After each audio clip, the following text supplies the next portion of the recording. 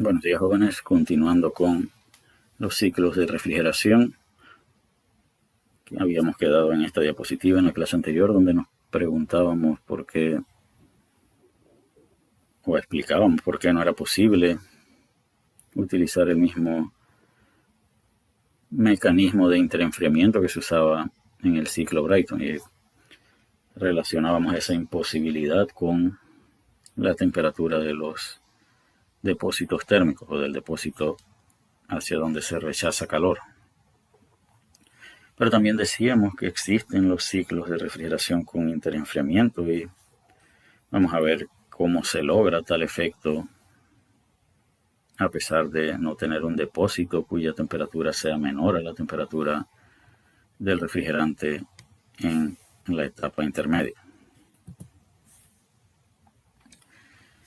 El esquemático de este lado de la diapositiva muestra que hay dos compresores, hay una cámara de mezcla y es en esta cámara de mezcla donde ocurre el efecto de interenfriamiento. El estado 2 representa la salida del primer compresor, es decir, el estado 2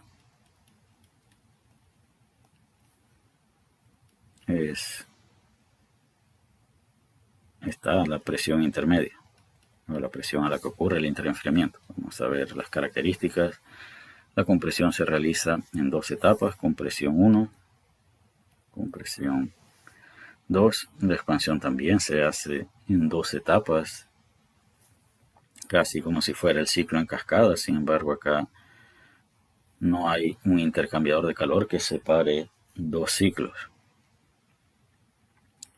Después de la primera etapa de expansión se separa el vapor del líquido. Esto es importante para lograr el efecto de interenfriamiento.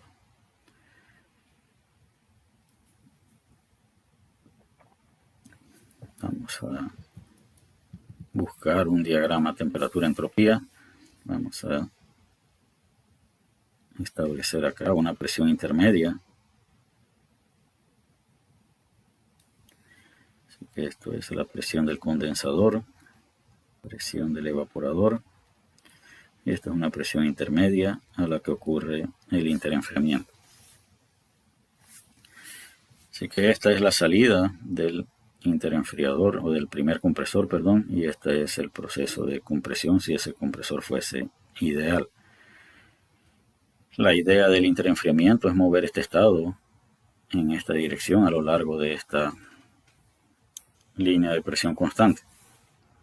Pero decíamos que no existía un depósito cuya temperatura fuese menor a la del refrigerante para recibir esa energía. Entonces vamos a ver lo que dice. Hay dos dispositivos de expansión. Acá este sería la salida del primer dispositivo de expansión y dice que aquí se separa el líquido saturado y el vapor saturado, así que lo que llega acá es separado y vamos a usar la nomenclatura que aparece aquí. Este sería el estado 5, este sería el estado 6 y este sería 7 y este sería 9. Entonces el estado 9 es vapor saturado a la presión intermedia. Pero si comparamos T2 y T9, observamos que ocurre esto. Es decir, con respecto a T9, T2 tiene potencial para transferir calor. Así que, ¿cuál es o qué se hace para interenfriar? Vamos a volver a dibujar acá. Estas dos corrientes se hacen mezclar y el estado de salida es un punto intermedio entre ellas dos. Así que este sería el estado 3. Y acá tendríamos el estado 4 y nuevamente nos ahorraríamos esta cantidad de trabajo por unidad de flujo de masa. Esto pasaría al segundo dispositivo de expansión y acá tendríamos en el estado 8.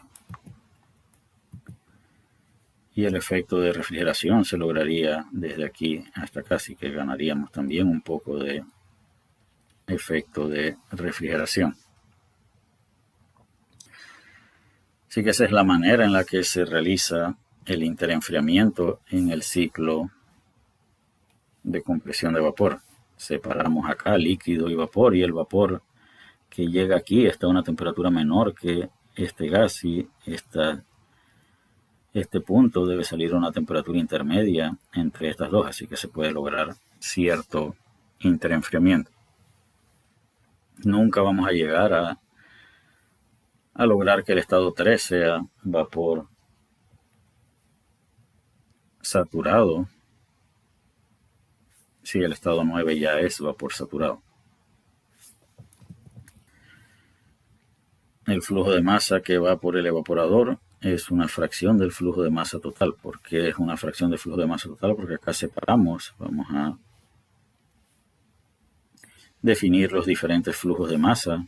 Acá tenemos un flujo de masa en 3, que es igual al flujo de masa en 4, igual al flujo de masa en 5 e igual al flujo de masa en 6. Así que el flujo de masa en 3, 4, 5 y 6 son todos iguales. Sin embargo, el flujo de masa en 7 es igual al flujo de masa en 8, igual al flujo de masa en 1, igual al flujo de masa en 2. Pero si comparamos el flujo de masa en 6 con el flujo de masa en 7, un balance de masa en este dispositivo nos diría que el flujo de masa en 6 es igual al flujo de masa en 7, igual al flujo de masa más el flujo de masa en 9. De tal manera que el flujo de masa en 6 es más grande que el flujo de masa en 7. Por lo tanto, el flujo de masa que atraviesa el evaporador es menor al flujo de masa que atraviesa por el condensador. Así que debemos tener cuidado al momento de establecer estos flujos de masa. Ahora, ¿cómo podemos expresar el flujo de masa en 7 en función del flujo de masa en 6? De acuerdo a la imagen,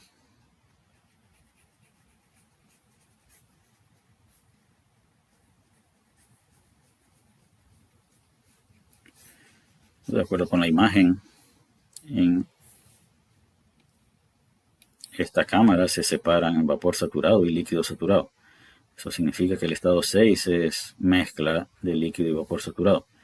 La calidad de 6 representa el flujo de masa de vapor entre el flujo de masa total. Es decir, si todo el vapor se va por acá, X6 representa la relación entre el flujo de masa en 9 y el flujo de masa en 6.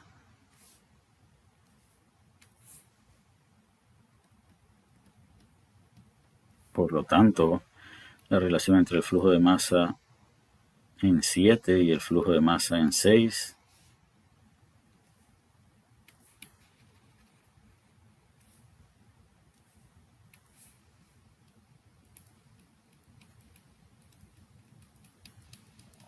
es 1 menos la calidad del estado 6.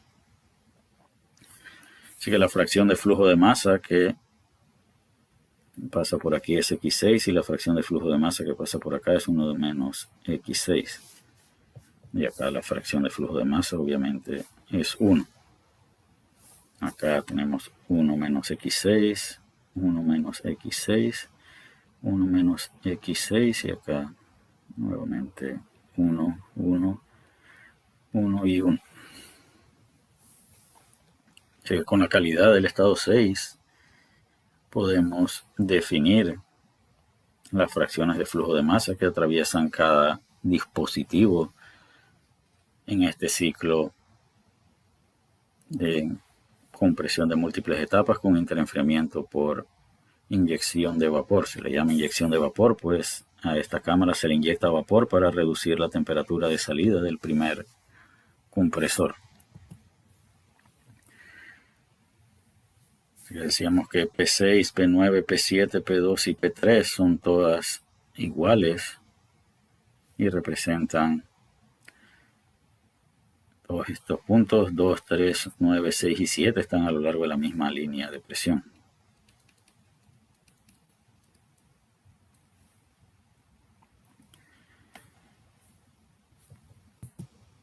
La entalpía del estado 7 es líquido saturado a la presión intermedia o a la presión del estado 6. Acá solo tiene líquido y acá solo vapor.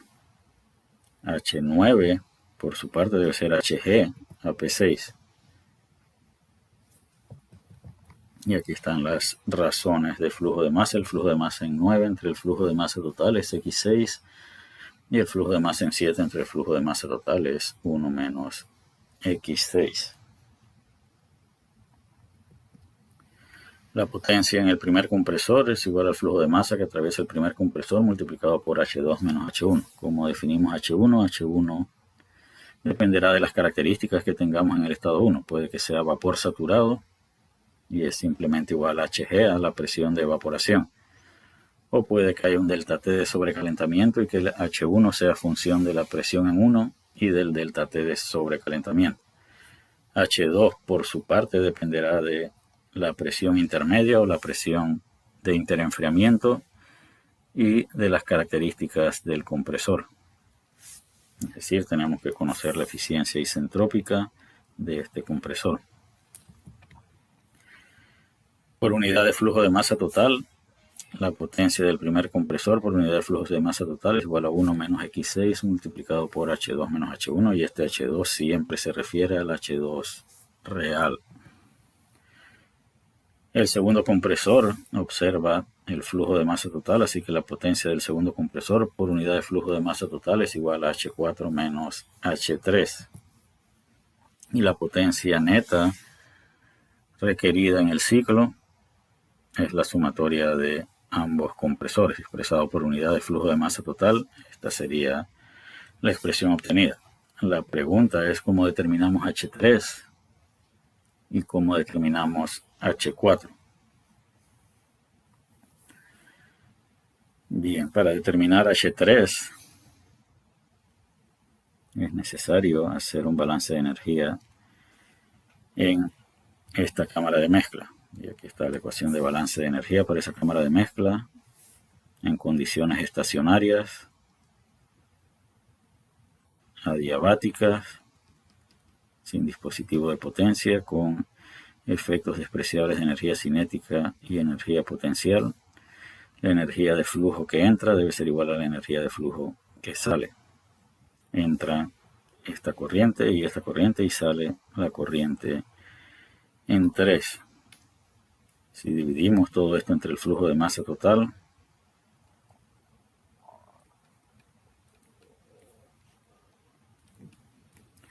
obtenemos acá X6 por H9 más 1 menos X6 por H2 es igual a H3.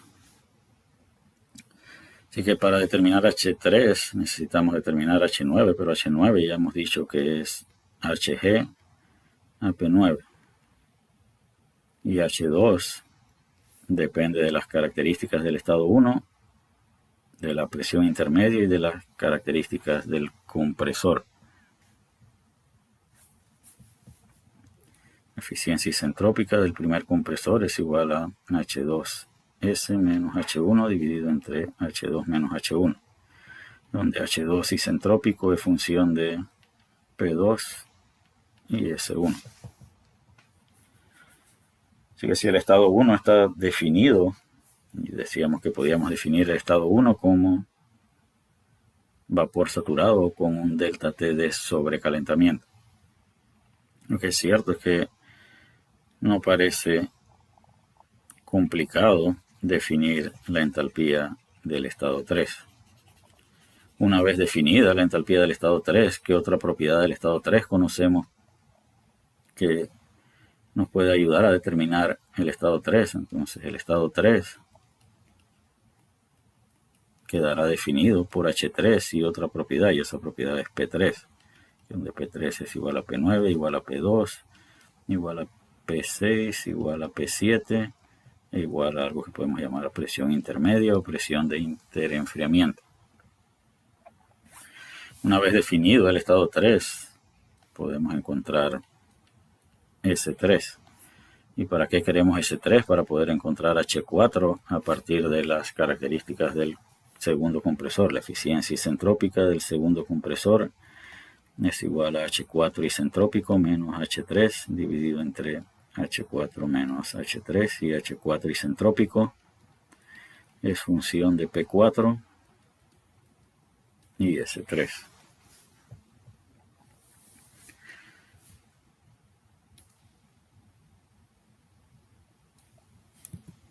Y es lo que está descrito aquí. El evaporador, la razón de transferencia de calor en el evaporador por unidad de flujo de masa es igual a 1 menos X6 por 1 menos H7.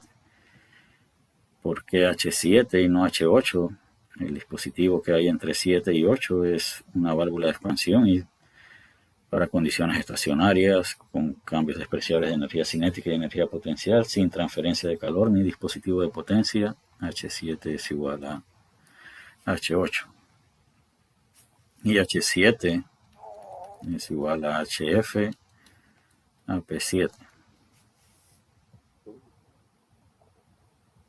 Es importante reconocer esto al momento de expresarlo por unidad de flujo de masa. La potencia del ciclo habíamos dicho que estaba dado de esta manera al ser expresado por unidad de flujo de masa, el Q del evaporador, y el coeficiente de desempeño, que hace falta un subíndice 6. Un ciclo de refrigeración que opera de esta manera tiene este desempeño.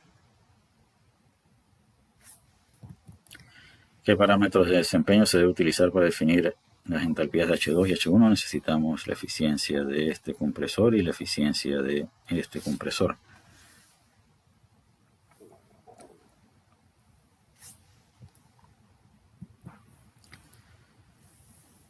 Vamos a iniciar al menos la solución de este ejemplo y veremos hasta dónde podemos llegar en esta clase. Es un ciclo de compresión de vapor con interenfriamiento por inyección de vapor. Usa refrigerante 134A como fluido de trabajo. Vapor saturado a menos 30 grados Celsius entra a la primera etapa de compresión, así que T1 es igual a menos 30 grados Celsius y la calidad del estado 1 es 1. La cámara de separación de fase, al igual que la cámara de mezclado, operan a 4 bar, es decir, esta presión es 400 kilopascales y la presión de condensación es 12 bar, así que acá esto es P igual a 1.2 megapascales y la presión del evaporador es la presión de saturación a menos 30 grados Celsius. Corrientes de líquido saturado a 12 y 4 bar entran a las válvulas de expansión. Esto que significa que en el estado 5 acá vamos a tener líquido saturado y en el estado 7 también tenemos líquido saturado. Este ya lo sabíamos, pero este podía ser también líquido subenfriado. Ahora sabemos que el estado de salida del condensador también es líquido saturado. Si ambos compresores son adiabáticos e internamente reversibles, eso significa que la eficiencia isentrópica de este compresor es 1 y la eficiencia isentrópica de este compresor también es 1. Y la capacidad de enfriamiento es de 10 toneladas, así que acá queda claro que tenemos un ciclo de refrigeración y nos dan el Q punto del evaporador. Determina la potencia requerida en cada compresor y el coeficiente de desempeño del ciclo. Así que estos son los datos. El estado 1 definido por esta calidad y esta temperatura. Presión de 2, 3, 4, 2, 3, 9, 6 y 7, 4 bar. Presión en 4 y 5, 12 bar. La eficiencia isentrópica de cada compresor es 1. Las calidades en 5 y en 7 son ceros. Y este es el Q punto del evaporador. Y queremos la potencia de cada compresor y el coeficiente de desempeño. Vamos a suponer condiciones estacionarias, dispositivos de transferencia de calor isobáricos, es decir, P8 igual a P1, P5 igual a P4,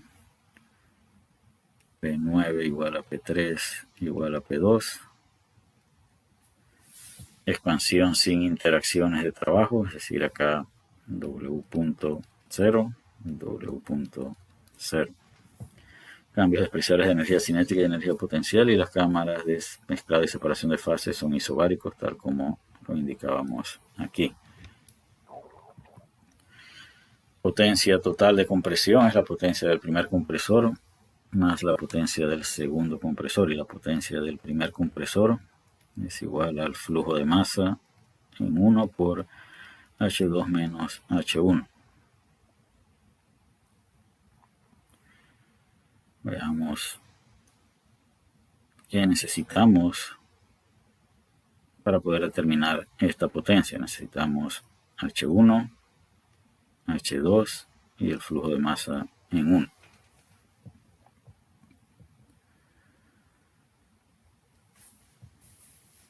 H1 es Hg a menos 30 grados Celsius. H2 es igual a H2 isentrópico si recordamos que la eficiencia es 1. Y esto es función de la presión en 2, que es 4 bar, y la entropía de 1, donde la entropía de 1 es Sg a menos 30 grados Celsius. Pero ¿cómo obtenemos el flujo de masa en 1? ¿Qué pieza de información del problema nos puede ayudar a determinar el flujo de masa en 1? El problema nos indica que la capacidad de enfriamiento es igual a 10 toneladas. Y haciendo un balance de energía en el evaporador, esto es igual al flujo de masa en 1 por H1 menos H8. H8 es igual a H7. Y H7 es igual a la entalpía de líquido saturado a la presión intermedia, que es 4 bar.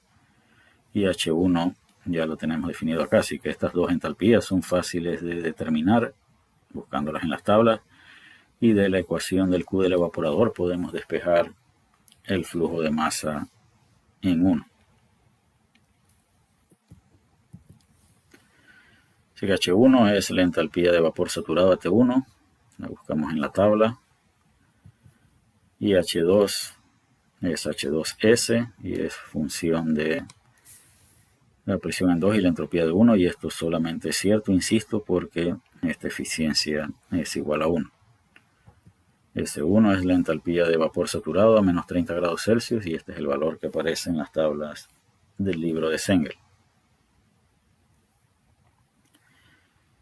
Así que H2 en la tabla de vapor sobrecalentado de refrigerante 134 a 400 kilopascales, y la entropía del estado 1 nos da este H2. Si ya tenemos H1, tenemos H2, solo falta el flujo de masa para poder determinar la potencia del primer compresor.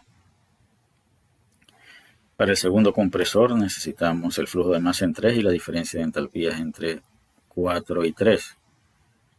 Pero H4 en este caso también es igual a H4S, pues la eficiencia acá también es 1. Pero esto es función de P4 y S3, así que mientras no definamos el estado 3, será imposible definir H4, así que el primer parámetro que debemos definir es H3. ¿Y qué necesitamos para encontrar H3? Tenemos que hacer un balance de energía en la cámara de mezclado.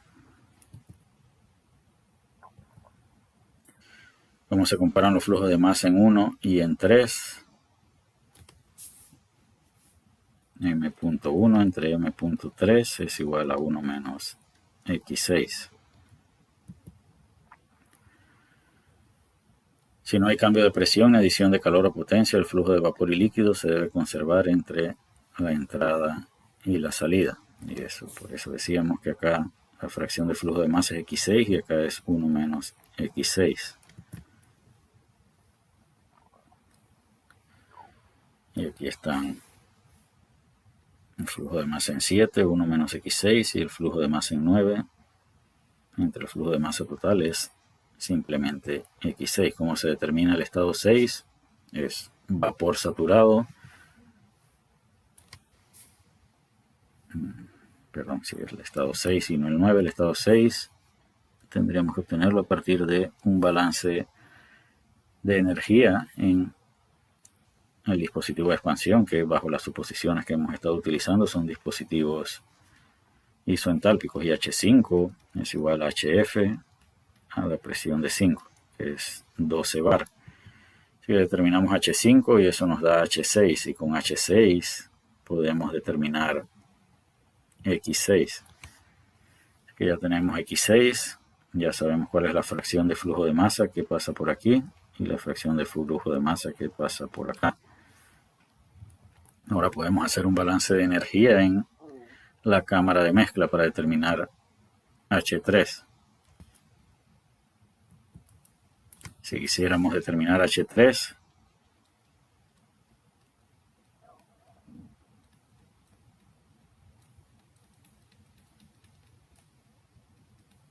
donde H2 ya está definido y H9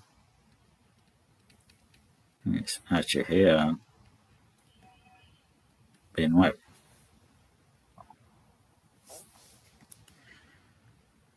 Decíamos que el Q del evaporador nos permitía definir el flujo de masa en 1.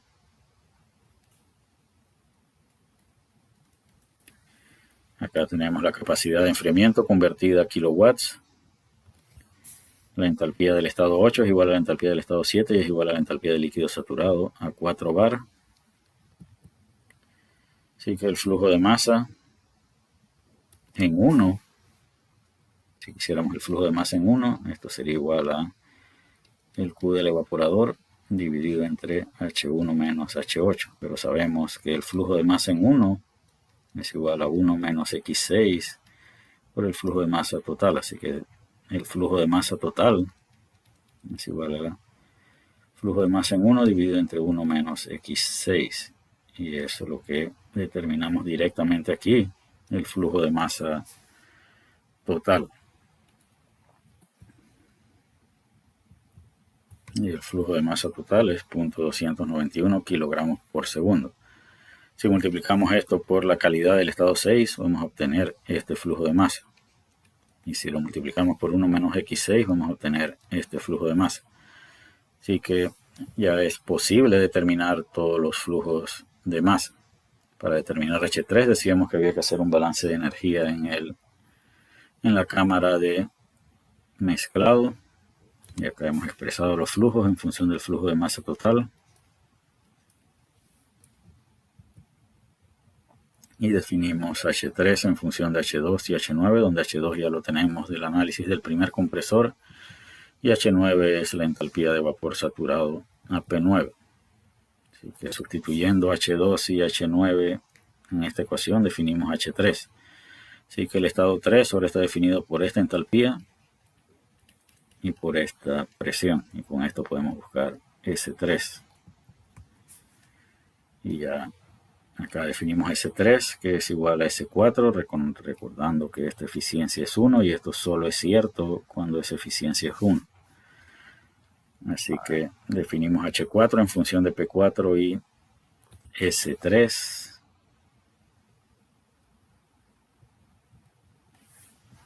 Y ya tenemos H3, H4, H1, H2 y los flujos de masa. Así que la potencia neta de compresión, flujo de masa en 1 por H2 menos H1, flujo de masa en 3 por H4 menos H3. El total de potencia requerido son 13.47 kilowatts.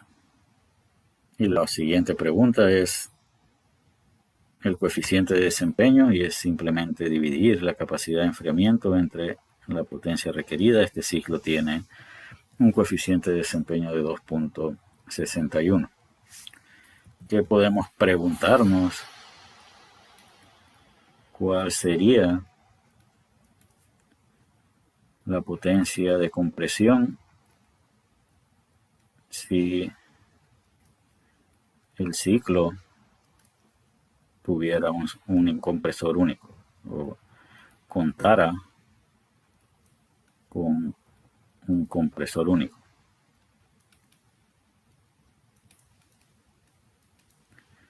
¿Cuál sería el COP y el flujo de masa en ese caso?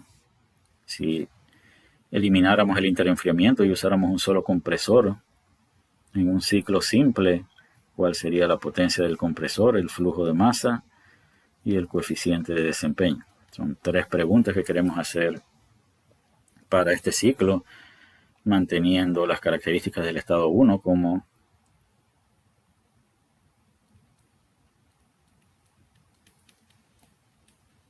vapor saturado y esta salida como líquido saturado.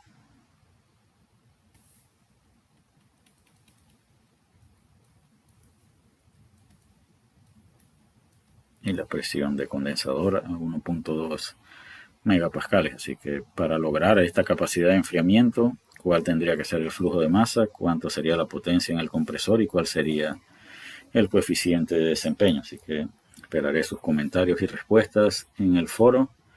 Por lo pronto vamos a concluir esta clase aquí. Hasta la próxima, jóvenes.